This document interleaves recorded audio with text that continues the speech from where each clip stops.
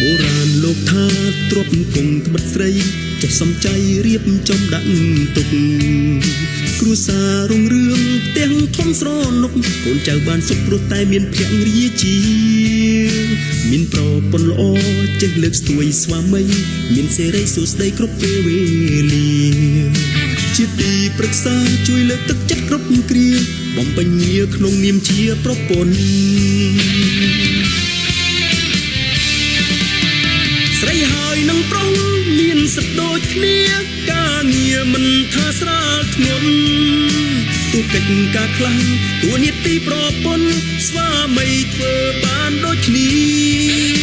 ស្វាមីដែលល្អយល់ចិត្តភរិយាគ្រប់វេលាគោរពឲ្យតម្លៃសន្តោសមេត្តា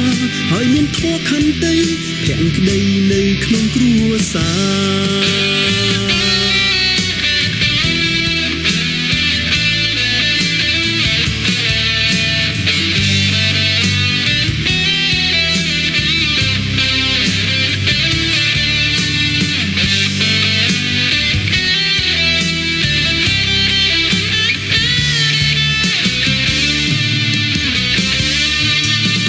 ស្រីហើយនឹងប្រុស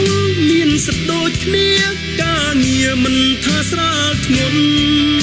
ទូកិច្ចការខ្លាំងទួនាទីប្រពន្ធស្វាមីធ្វើបានដូចគ្នាស្វាមីដែលល្អ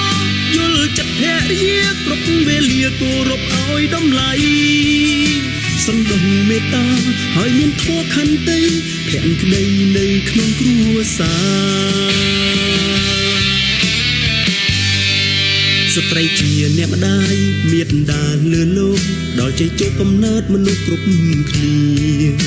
ជារៀងរាល់ឆ្នាំចងចាំ8មីនាទិវាបុណ្យសិទ្ធិនារី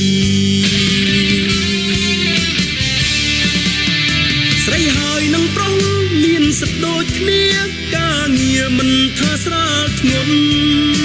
ទូកិច្ចការខ្លាំងទួនាទីប្រពន្ធស្វាមីធ្វើបានដូចគ្នាស្វាមីដែលល្អយល់ចិត្តភរិយាគ្រប់វេលាគោរពឲ្យតម្លៃ